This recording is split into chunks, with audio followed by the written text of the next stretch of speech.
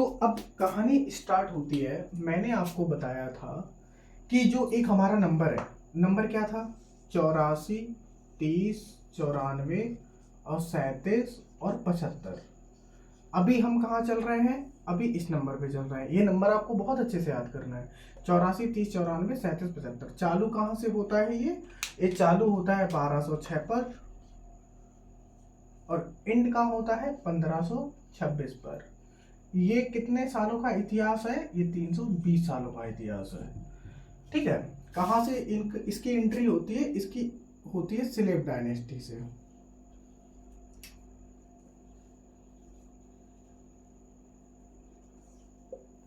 इसकी जो ये 84 क्या है? ये 84 साल है। ठीक है। ये 30 साल है, 94 साल है, 37 साल है, 75 साल है।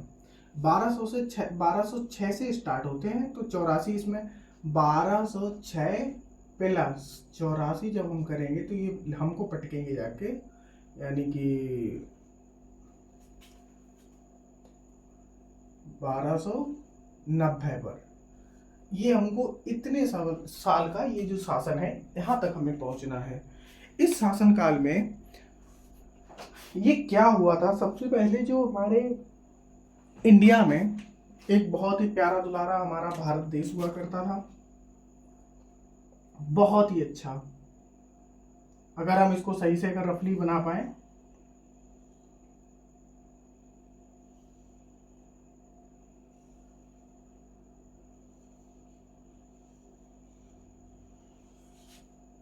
और पहले भारत वर्ष हुआ करता था।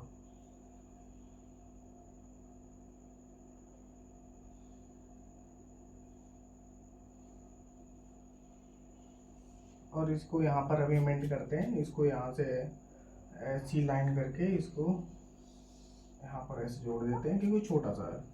और भारतवर्ष जो हुआ करता था वो इस टाइप का यहाँ पे ऐसे हुआ करता था।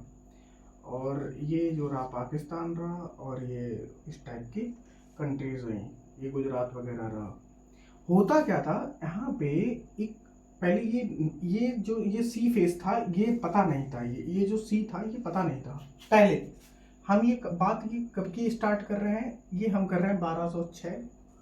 और अगर इसमें देखा जाए तो 712 से स्टार्ट करते हैं, क्योंकि जो बगदादी और वो लोग जो हुआ करते थे, जो भारत में अरबों का जो सबसे पहले एक ही दो आक्रमण हुए हैं सबसे पहले इंडिया में, वो अरब अटैक जो थे,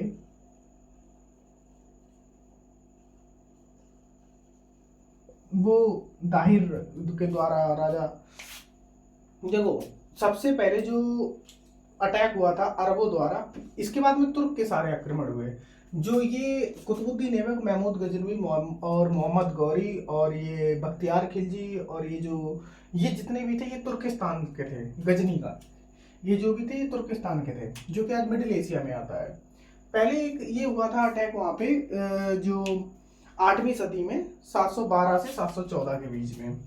ये जो 712 से 714 के बीच में हुआ था, ये राजा दाहिर पे हुआ था। और ये राजा दाहिर जो कंधार के राजा थे, जो कि यहाँ टच होता है, इधर इधर के साइड टच होता है ये। ठीक है। ये जस्ट पार्ट ऑफ अंडरस्टैंडिंग है कि भारतीय है तो अटैक। पहले क्या होता था, जो व्यापार होता था वो पूरी इंडिया का, यहाँ का, ये पूरी इंडिया का जो व्यापार होता था वो यहाँ से होता था, गोमल दर्रे से। ये दर्रा, यहाँ पे दर्रा क्या होता है? दो पहाड़ों के बीच में एक अगर इस टाइप का पहाड़ है और इस टाइप का पहाड़ है, तो यहाँ की जो रास्ता है इसको दर्रा बोलते हैं। तो यहाँ से रास्ते से वो मसाला और वगैरह जो भी इंडिया का जो ट्रेड ऑर्गेनाइजेशन जो भी होता था वो सब यहीं से होता था। तो एक्चुअली में हुआ ये कि एक समय के बाद आपने एक समय के बाद में सबसे पहले 712 ईस्वी में आपने एक नाम बहुत प्यार से सुना होगा, मोहम्मद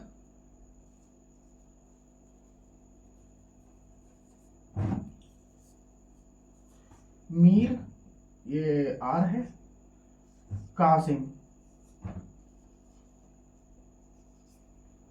ये नाम आपने बहुत अच्छे से सुना था। ये एक लड़का था।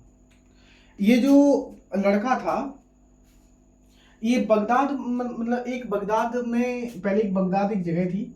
ये 712 की बात कर रहा हूं। पहले मैं इसको मिटा देता हूं। तो हम बात कर रहे हैं कि इंडिया पर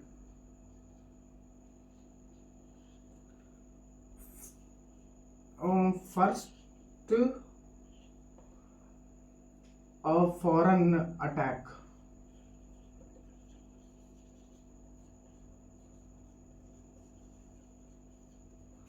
फॉरेन अटैक ले लो या इन्वेजन ले लो, वो सबसे पहले होता है 712 में, 714 में, इस बीच होता है।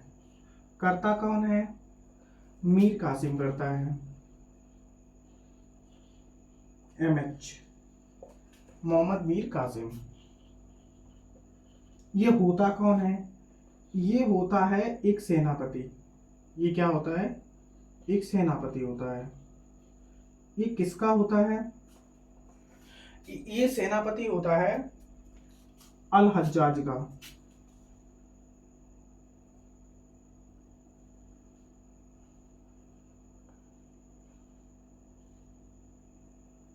ये सेनापति होता है। ये अल हज्जाज कौन होता है? ये सेनापति मीर कासिम जो होता है, ये अल हज्जाज का होता है। ये क्या होता है? ये गवर्नर होता है, ये एक राज्यपाल होता है।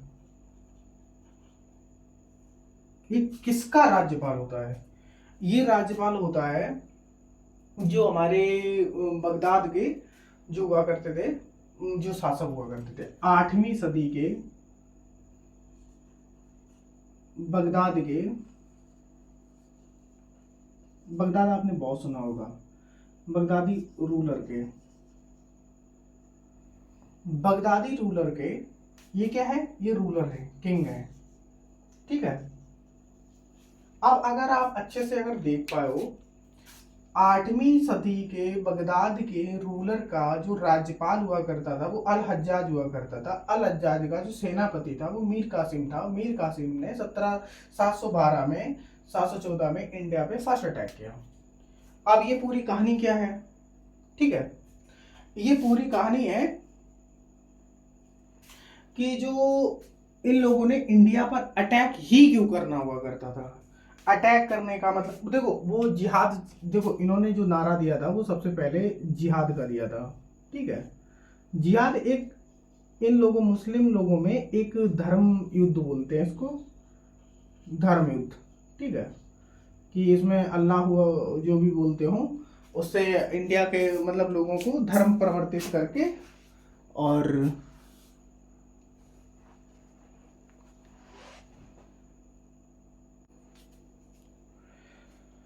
तो कहानी होती है कि ये वो जो बात है, ये बात जब हमने आपको बताया कि वहां पे उस टाइम पे जो रास्ताएं जो हुआ करती थी वो स्थल मार्ग हुआ करते थे, वो कोई ऐसे समुद्र वाली तब खोज नहीं हो पाई थी। तो पृथ्वी क्योंकि इतनी डेवलपमेंट और कुछ हुआ नहीं था, तो उस टाइम पे सिर्फ ये नॉर्मली, तो हुआ क्या था उस टाइम पे, जो रास्ता जो सिंध में था, सिंध की जो राजधानी थी, सिंध तो आपने सुना ही है, सिंध की जो राजधानी थी वो देवल थी, और देवल का जो किंग था, किंग वो था दाहिर। और ये दाहिर कौन था? ये दाहिर जो था वो ब्राह्मण वंश का राजा था।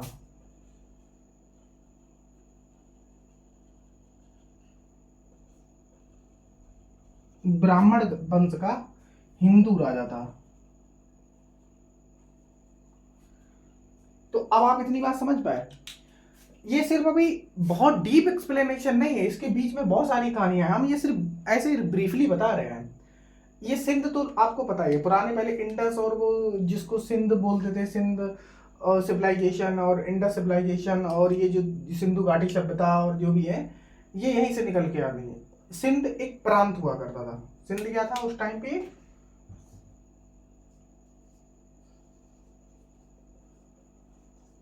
सिंध एक प्रांत हुआ करता था। और जब ये प्रांत हुआ करता था तो इसकी जो कैपिटल थी वो देवल थी, जो राजधानी थी। और इसका जो किंग हुआ करता था वो राजा दाहिर हुआ करता था। ठीक है, अब जब राजा दाहिर हुआ करता था, अब इस पे जब इसकी दो बेटियां भी हुआ करती थी। देखो आते हैं, पूरी बात पे आते हैं। तो ये जो राजा दाहिर था, इसकी तो जो बेटियां थी उनका नाम था सूर्या देवी और एक का नाम था सूर्या देवी, एक का नाम था निर्मला देवी, यानी कि सूर्या देवी और निर्मला देवी। निर्मला सीतारमण नहीं, निर्मला देवी है ये अभी।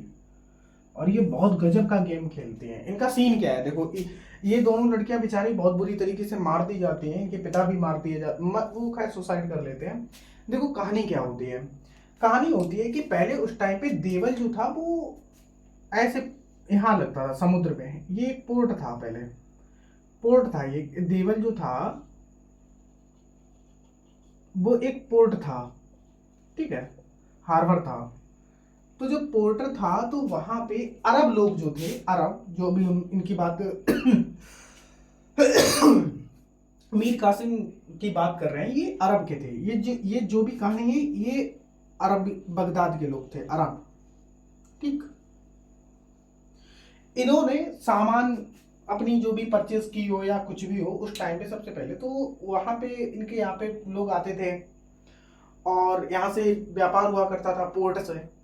तो इन लोगों ने इंडिया में सामान खरीदा होगा, इंडिया से और कहीं से भी बहुत जगह से सामान इकट्ठा किया होगा, और इन लोगों ने क्या किया, वो वहां पे अरब से में वहां पे अपना सामान डिप्लॉयड करके और अपने अरब ले जाने के लिए जा रहे थे। हुआ क्या, राजा दाहिर के लोगों ने जो जो उस टाइम पे जो पायरेट्स हुआ करते थे, उन लोगों ने उस जहाज को देखा और इसका जहाज लूट लिया। किसका? अल हज्जाज का, बगदाद का, ठीक है, जो रूलर का था। और जब उन्होंने उनका ये जहाज लूट लिया तो उन्होंने ये कहा कि भाई दाहिर को मैसेज भिजवाया कि यार एक काम करो, आपके लोगों ने मेरा जहाज लूट लिया है तो उसको भरपाई करने के लिए कुछ करो। लड़ाई कहाँ से उखड़ी है, सबसे पहले की जो उस टाइम की लड़ाई थी वो लड़ाई सुनो आप। तो उन्होंने कहा कि भाई आपके लोगों ने, आपके पायरेट्स लोगों ने मेरा समुद्र में जहाज छीन लिया है, उसका सामान लूट लिया, जिस वजह से हमको बहुत ही भारी इकोनॉमिक लॉस हुआ है। तो आप एक काम करिए, वो जहाज हमारा सामान हमें वापस दे दो, हम अपना देखें जाके, वरना फालतू में मुझे आपसे लड़ाई करनी पड़ेगी। तो राजा दाहिर ने इनकार कर दिया कि भाई मेरे यहाँ पर तो ऐसा कुछ है ही नहीं, मेरे यहाँ के लोगों ने ना ही कोई अटैक की है, ना ही उसकी भरपाई की है, ना कुछ, इग्नोर कर दिया उसने। कोई बात नहीं, चल भाई। होता क्या है कि इस बात से इसको बगदाद के किंग ने अल हज्जाज को बोला कि भाई अब ये दाहिर गलत कर रहा है, तुम एक काम करो, दाहिर पे अटैक मारो, भरपाई तो करनी पड़ेगी, तो दाहिर से ही वो ले लो। जो बैंक वाले ईएमआई वाले करते हैं ना, चीज कुछ भी उठा ले जाते हैं, इतना तंग करते हैं, अटैक करते हैं, वो यहीं से देन निकल के आती है। ये पूरी कहानी यहीं से निकल के आती है। बैंकों की तरह जो ये उठा के पटकने वाली चीजें जो होती है वो यहीं से निकल के आती है, वो भरपाई तो करनी पड़ेगी। एक काम करो, तुम दाहिर पे अटैक कर दो। ये लोग क्या करते हैं, दाहिर को अटैक, दाहिर के ऊपर अटैक करते हैं, राजा दाहिर के ऊपर। होता क्या है, दाहिर के ऊपर अटैक करते हैं, ये दोनों लड़कियों को बंदी बना लेते हैं। और जो ये हुआ करता था, इसकी एज पता कितनी हुआ करती थी इसकी, मीर कासिम की, ये 16 साल का था मात्र। इसकी जो एज थी वो 16 ईयर्स थी केवल, 16 साल का लड़का था केवल। और ये आता है और इतना विजयी भव होता है कि ये हर जगह जीतता चला जाता है। अरे वो मुझसे थोड़ी सी एक मिस्टेक हो गई है, उसका नाम मोहम्मद बिन कासिम हुआ करता था, जो भी 16 साल का था, वो मुझे मोहम्मद मीर कासिम याद आ गया। मीर मतलब सेनापति को बोलते हैं, इसलिए वो मुझे याद बना रहा, पर इसका नाम मोहम्मद बिन कासिम था। ये मोहम्मद बिन कासिम अल हज्जाज का सेनापति था। अल हज्जाज का राज्यपाल जो, अल हज्जाज जो राज्यपाल था वो बगदादी रूलर का था। इनकी राजा दाहिर को एक वो अटैक करता है देवल पे। जब वो अटैक करता है तो एक सेकंड में इसको मिटा देता हूँ। तो वो इनके ऊपर मोहम्मद बिन कासिम वर्सेस दाहिर,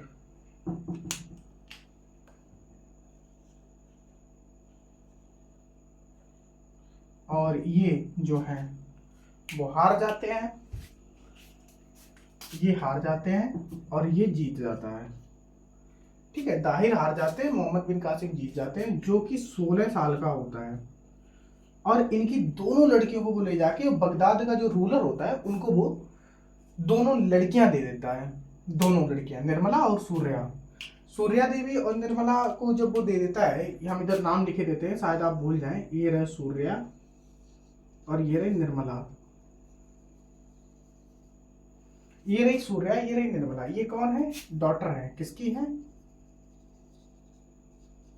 ये दाहिर की है, डॉटर ऑफ दाहिर। तो ये दोनों लड़कियों को मोहम्मद बिन कासिम ये सोचता है कि मैंने उन पे अटैक, और देवलवासियों को बोलता है कि मैंने, जब इनको मार देता है, दोनों लड़कियों को कब्जे में लेके जा रहा होता है, तो वो कहता है कि देखो आप दोनों की जो मतलब जो आज से तुम्हारा नया किंग कौन? मोहम्मद बिन कासिम। आज से मैं आपका किंग हूँ। और जो अब सभी लोगों पे अप्लाई होता है कि सारे लोग जो है वो मुस्लिम धर्म अप्लाई कर लें, ठीक है, मुस्लिम धर्म अप्लाई कर लें, वो सबको यही बोलता है। और जो नहीं करेगा उनको जबरदस्ती कराया जाएगा या मारा जाएगा, ठीक है।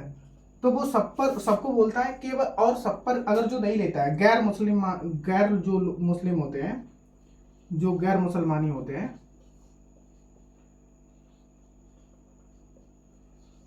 उन पर वो जजिया लगाता है। ये आपने जजिया कर जो सुना होगा, वो सबसे पहले जो लगता है वो यही लगता है, जजिया कर।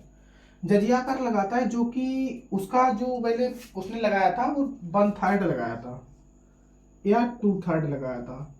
इसका मतलब ये हुआ अगर टोटल 4 बोरी अगर गेहूं है, 4 बोरी, तो एक मोहम्मद बिन कासिम की हुई और बाकी की जो मतलब हुई है वो इनकी हुई। और इसमें क्या होता था,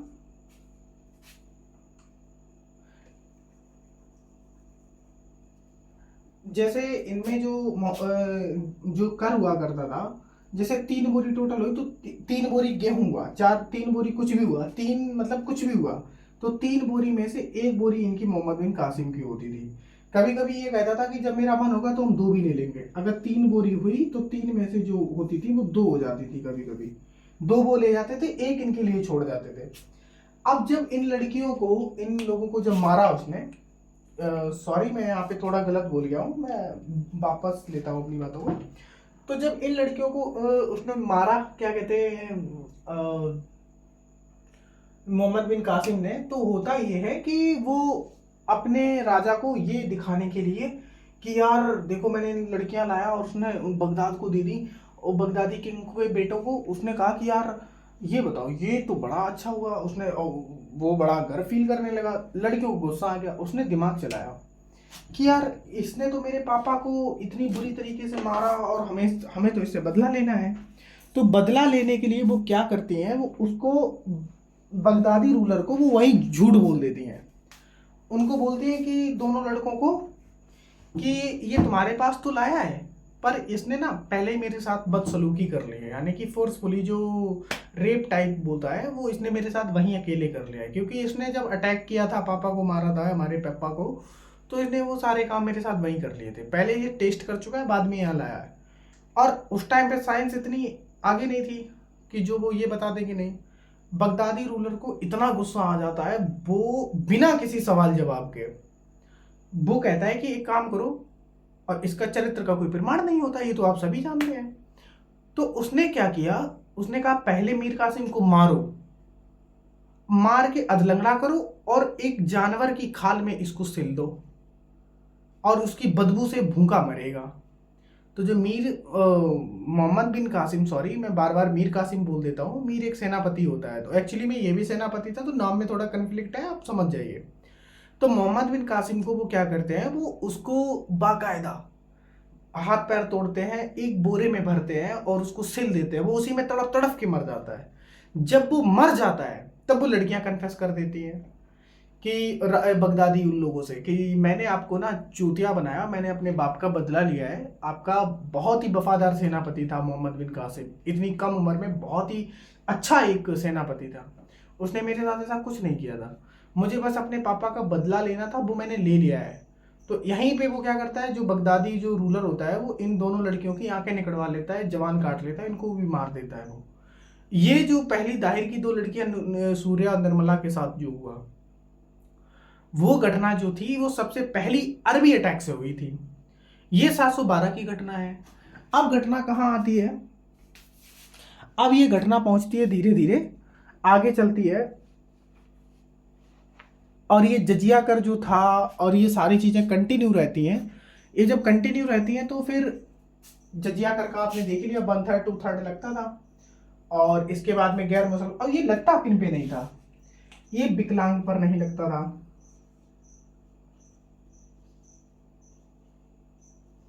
ये ब्राह्मण पर नहीं लगता था, और ये विधवा विधवा पर नहीं लगता था।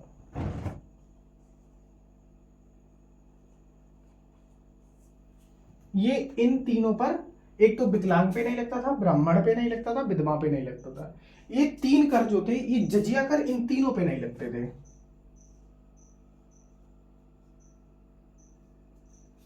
समझ गए?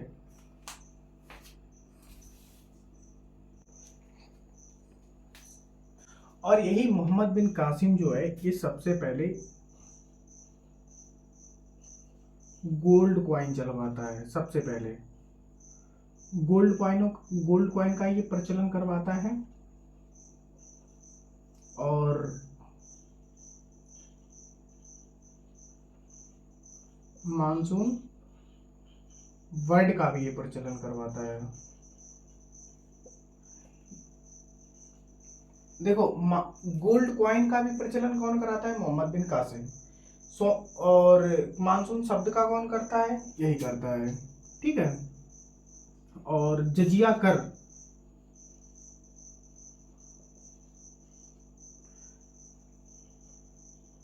जजिया कर कौन चलाता है? वो यही चलाता है।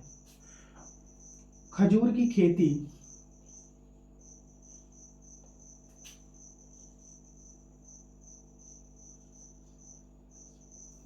खजूर की खेती का प्रचलन कौन करवाता है? वो यही करवाता है। ठीक है। खजूर की खेती, जजिया कर, मानसून, गोल्ड कॉइन, और इसके बाद में और एक काम वो कराता है, खजूर भी करा देता है, जजिया कर भी लगाता है, मानसून शब्द भी ले आता है, और इसके बाद में उसकी वो करता है, वो जो मैपिंग है, जो मैप है, वो यहीं से अरब मैप, यहाँ पे लिखता हूं मैं अरब मैप,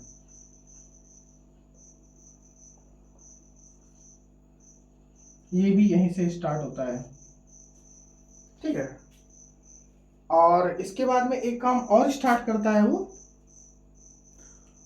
यार उसको कहाँ मैं लिखूं, number 1, number 2, number 3, number 4, number 5, छठा कहाँ लिखूं? मैं यहाँ लिख देता हूँ छठा। ठीक है। ऊंट पालन, जो ऊंट का जो पालन होता था, वो भी यही करता था, सबसे पहले जो सिंध में हुआ था।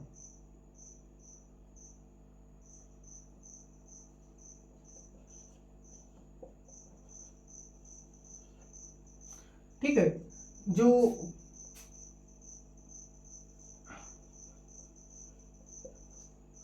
जो ऊंट का पालन होता था, वो सबसे पहले मोहम्मद बिन कासिम ने यही कराया, क्योंकि इसने ऐसा था ना, ये 712 से 714 इसने जो किया है, वो यही सारी चीजें की हैं। ठीक है। और इसने दो अरब की ने, दो भारतीय मतलब जो थी, वो 2 इंडियन बुक्स,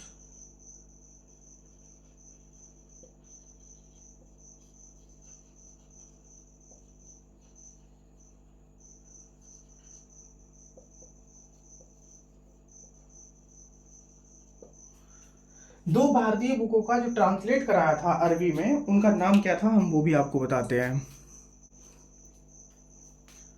अब सातवां काम क्या होता है? सातवां काम होता है,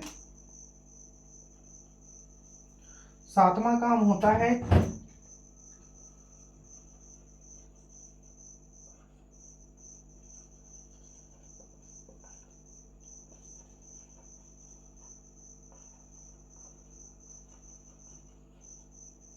इन दोनों किताबों का, ये क्या है? ये चचनामा है, ये चरक संहिता है, ये चरक संहिता है।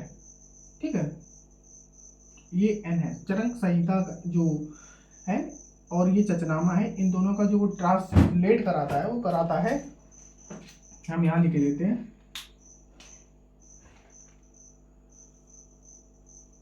कालिला वादी, कालिला वादी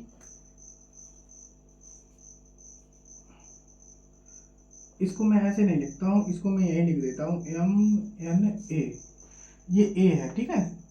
कालिला वादिमना, कालिला वादिमना, मैं हिंदी में भी लिख देता हूँ, कालिला वादी मना। ये क्या है, अरबी ट्रांसलेट में ये दो बुक्स जो है, ये चरक संहिता और चचनामा, इसी को चरक और पंचतंत्र और बोलते हैं, पंचतंत्र, ठीक है। ये पंचतंत्र जो है चरक संहिता और में आएगी, ये पंचतंत्र और चचनामा, ये दोनों बुकों का नाम जो कराया वो कालिला वादिमना से कराया है, ठीक है। और हमने आपको बताया ये बेचारा 714 में मार दिया जाता है। ये उस समय इसकी उम्र 18 वर्ष होती है, 16 साल की उम्र में ये आता है तब अटैक होता है। और हमने आपकी पूरी ये जो मोहम्मद बिन कासिम के जो ये वर्क है, ये बहुत इंपॉर्टेंट वर्क है। मैं कहाँ डाल दूँ इनको, यहाँ लिख देता हूँ 7 वर्क्स वाई, इसको यहाँ से कर देते हैं 7 काम मोहम्मद बिन कासिम के, ठीक है। राजा दाहिर तो वो तो आउट ही हो गया टॉप की से। नंबर 1, वो सोने के सिक्के चलवाता है, मानसून शब्द का यूज सबसे पहले करता है, जजिया टैक्स यही लगाता है, खजूर की खेती यही करवाता है, मैप ड्रॉ करवाता है, ऊँटों की खेती करवाता है, और 2 बुकों का नाम अरबी में ट्रांसफर, ये इंडियन बुक्स हैं, 2 भारतीय बुक हैं, इनका वो अरबी में ट्रांसलेट करवाता है कालिला वादिमना से, कालिला वादिमना से, कालिला वादिमना से, कालिला वादिमना से। तो ये जो वो ट्रांसलेट करवाता है। अभी हम कहाँ से, अभी यहाँ का अब हम पहुंचे नहीं है, अभी 1206 पर नहीं पहुंचे, ये 712 पे है अभी, अभी 500 साल का गैप है, अभी 500 साल का, अभी हम यहाँ नहीं पहुंचे हैं।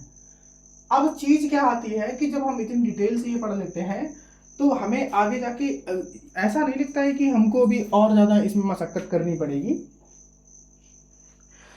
देखो एग्जाम में यही पूछ रहा है, सबसे पहले सोने के सिक्के किसने चलवाए, हालांकि चल हमारे उसमें भी चल चुके थे, ये कब आता है, मुस्लिम काल में। और मोहम्मद बिन कासिम ने सबसे पहले ये अरबों द्वारा सोने के सिक्के कब चलवाए गए, तो वो मोहम्मद बिन कासिम ने चलवाए थे 712 AD में। ये AD की बात चल रही है, ठीक है, ये AD की बात चल रही है।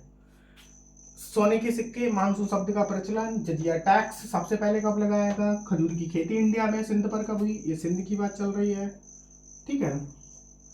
और मैप ड्रॉ और ऊँटों की खेती सिंध में कब हुई, और 2 बुकों का नाम सबसे पहले अरबी में ट्रांसलेट कब कराई गई और किसने करवाई थी, तो ये इसी का नाम आएगा, मोहम्मद बिन कासिम का। तो कभी भी ये मत सोचिएगा कि ये क्या, मतलब इससे जो इम्पोर्टेंट चीज़ें हैं वो हम लोगों ने निकाल ली हैं, अब इससे बाहर कुछ नहीं आएगा। अब इसको कर लिया है मैंने साफ। अब हम आपको ले चलते हैं कि जब ये दाहिर वाला अटैक हुआ था, ये जो 714 की जो बात थी, 714, इसके बाद में मोहम्मद बिन कासिम मर जाता है, उसको मार दिया जाता है, फिर धीरे धीरे वो लड़कियां मार दी जाती हैं, फिर ऐसे ही उनकी इकॉनमी चलती रहती है, जो भी है, किंग कौन आता है जाता है, क्योंकि वो सारी चीज़ें कंटिन्यू रहती हैं। इसके बाद में अब मैन अध्याय जो आता है वो पता कहाँ से आता है, वो आता है तुर्किस्तान से,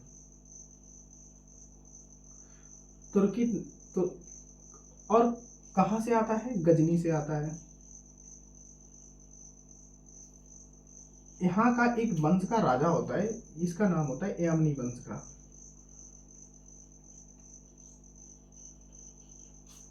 यामनी तुर्किस्तान का, तुर्किस्तान ये क्या है, ये एक कंट्री टाइप है, ये क्या है, कैपिटल है, ठीक है। और इसी के यहाँ का यामनी वंश का जो राजा हुआ करता है, वो हुआ करता है यामनी वंश का, और इसको गजनी वंश भी बोलते हैं भाई।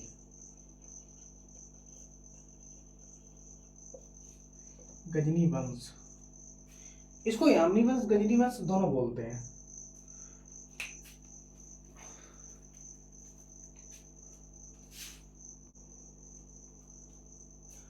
तो इसका जो यामनी वंश का जो राजा हुआ करता है उसका नाम होता है सुबुक्तगीन। हमने ये पहले भी आपको बताया है, सुबुक्तगीन, ठीक है। और इसका एक सेनापति होता है सुबुक्तगीन का, उसका नाम होता है नहीं सुबुक्तगीन अलप्तगीन, अलप्तगीन होता है, सॉरी यहाँ पे मैं कर लेता हूं अलप्तगीन।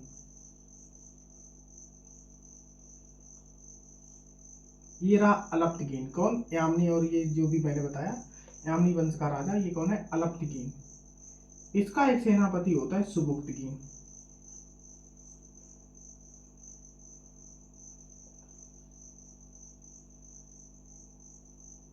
ठीक है, ये सुबुक्तगीन है। ये कौन है, सेनापति है। और ये कौन है, ये किंग है। ठीक है, अब होता क्या है, अलप्तगीन की कोई संतान नहीं होती है, पर ये दामाद टाइप का क्या सीन है, इस पर इतिहास क्या कहता है, हमें इतना ज्यादा अभी मैंने इसको पुख्ता प्रूफ नहीं ढूंढ पाया है, पर हम आगे आपको बताते हैं कि ये कैसे दामाद बनता है, कि इसकी तो कोई संतान नहीं होती, शायद इसने सेनापति को अपना बेटा मान रखा हो, तो इस टाइप से जो भी है, आई डोंट नो। तो होता क्या है, ये अलप्तगीन जो होता है इसकी मृत्यु हो जाती है, तो इसका कोई वही नहीं होता है, जब कोई इसके बेटे नहीं होते तो ये मर जाता है, इसकी मृत्यु हो जाती है। और जब इसकी मृत्यु हो जाती है 900 लगभग, ऐसे मान लो 900 शायद 96, ये 996 एडी की बात चल रही है, 996 एडी के साथ अलप्तगीन की वो मौत हो जाती है। सुबुक्तगीन जो होता है वो यहाँ पे बैठ जाता है। अब सुबुक्तगीन का जो बेटा होता है उसका नाम होता है महमूद गजनवी।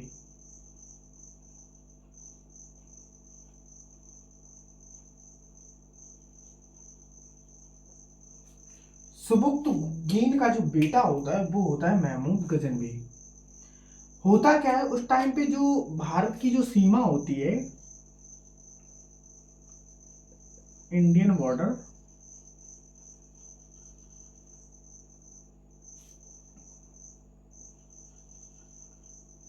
इंडियन बॉर्डर जो होता है वो पेशावर तक टच करता है, पेशावर तक। और यहाँ पेशावर का जो किंग होता है वो जयपाल होता है। कौन होता है, जयपाल। देखो इंडियन बॉर्डर कहां तक उस टाइम टच भारतवर्ष का करता था, पेशावर तक। अब पेशावर का जो राजा हुआ करता था वो जयपाल हुआ करता था।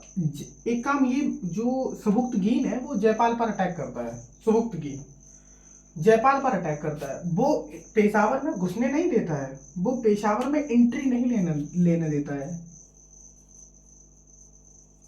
वो एंट्री ही नहीं लेने देता है, और उसको सुबुक्तगीन को मार देता है। इस बात से महमूद गजनवी जो है वो इतना चिढ़ जाता है, इतना उसको गुस्सा आ जाता है कि वो उसको सीधा क्या करता है, वो सीधा प्रण करता है कि मैं जब तक इसको जयपाल को मार ना दूं और इंडिया पर मैं अटैक करके उसको गुलाम ना, पूरा लूटपाट ना कर लूं, मैं हर साल अटैक करूंगा।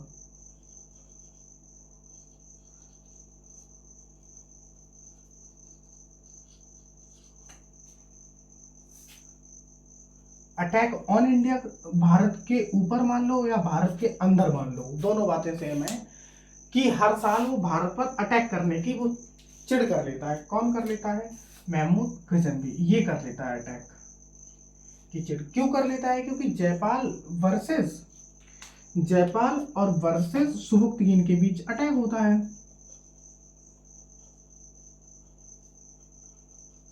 और जब इनके बीच अटैक होता है तो ये जीत जाता है, ये हार जाता है। और जब ये हार जाता है तो फिर सीधी सी बात है, इसको महमूद गजनवी को बहुत ज्यादा गुस्सा आ जाता है। जब गुस्सा आ जाता है वो हर साल भारत पर अटैक करने का निर्णय लेता है, और वो कंटिन्यूअसली तुरंत ही 997 के बाद में 998 में अटैक कर देता है वो, 998 में। तो महमूद गजनवी जो वो 17 बार अटैक करता है। और जब वो 17 बार अटैक करने की वो प्रण लेता है, तो वो 1000 एडी से और 1027 एडी तक वो 17 अटैक करता है। और जो 1000 वाला करता है वो जयपाल पे ही करता है,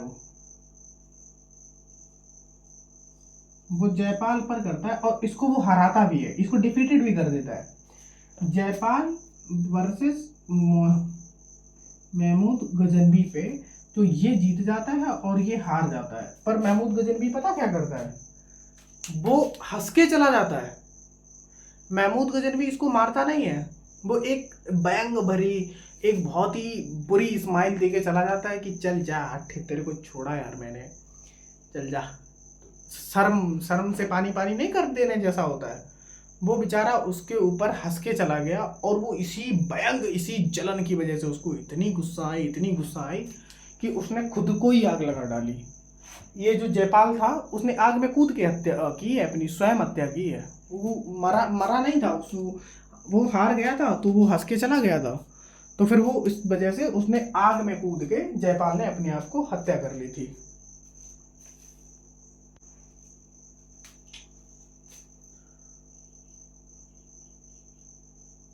आग में कूदकर स्वयं हत्या कर ली। किसने की है?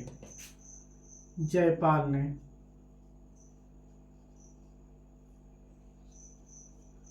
जयपाल ने आग में कूदकर स्वयं हत्या कर ली, इस बात से कोई दिक्कत। और ये महमूद गजनवी जब हंस के चला जाता है तो ऐसा उसको लगता है। तो इस प्रकार से महमूद गजनवी ने दो प्रमुख नारे दिए। जो उसके दो नारे थे वो क्या थे?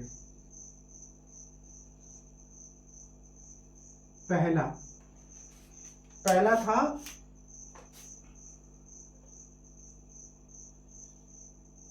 मूर्ति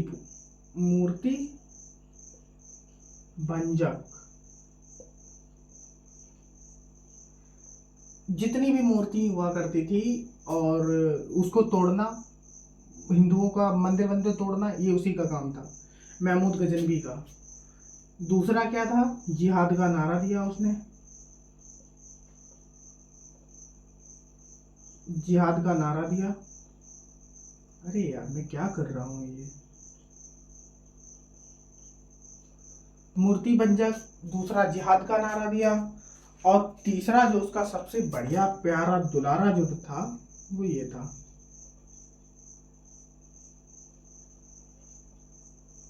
ठीक है, गोल्ड रॉबरी। तो भैया ये उसके महमूद गजनवी के जो सबसे प्यारे दुलारे, जो ये अटैक जो उसने पहले तो 17 बार अटैक किया, और उसका जो नारा था वो ये था कि मूर्ति, जितने हिंदू मंदिर मस्जिद जो भी मिले उनको तोड़ो, उनको खंडित करो, और उसके बाद में सोना लूटो, और इसके बाद में जैसे भी जो भी बने सोना लूट के और हिंदुओं को वो कन्वर्ट कराओ, धर्म कन्वर्टेड वाला सीन जो था। अब इसने इन 17 बार जो अटैक किया था, इनकी कहानी तो बहुत ही लंबी है, हम ज़्यादा लंबी और पूरी नहीं बताते हैं।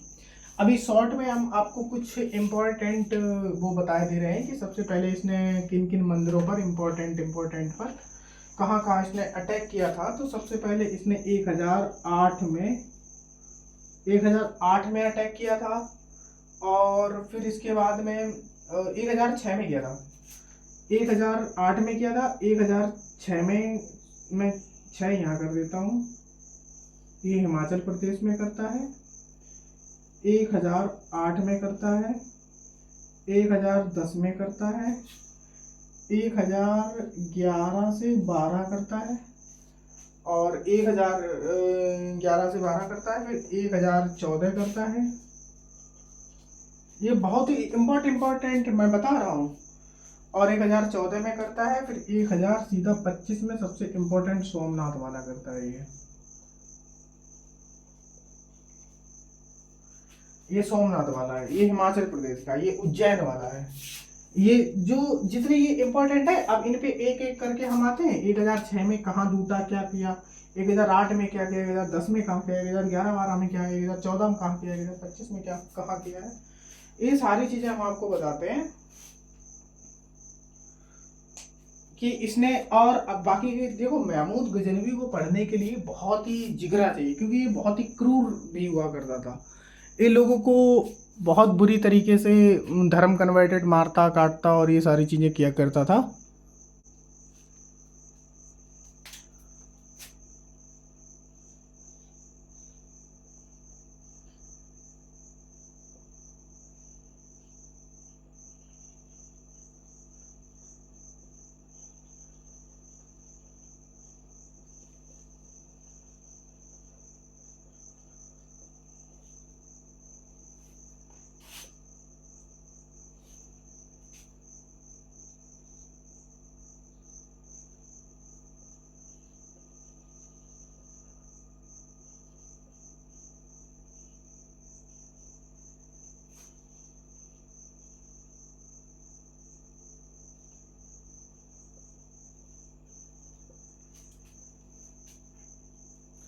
एक 1006 में हिमाचल प्रदेश के नागरकोट टेम्पल पर करता है ये।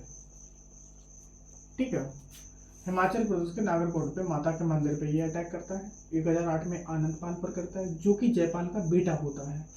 वो इन 1006 में यहाँ करता है। 1000 और ये जब भी आता है तो भयंकर बड़ी मात्रा में लूटपाट करके लेके जाता है। ठीक है, तो इस टाइप की चीजें हम आपको अब मिलते हैं नेक्स्ट क्लास में। बोलो जय हिंद।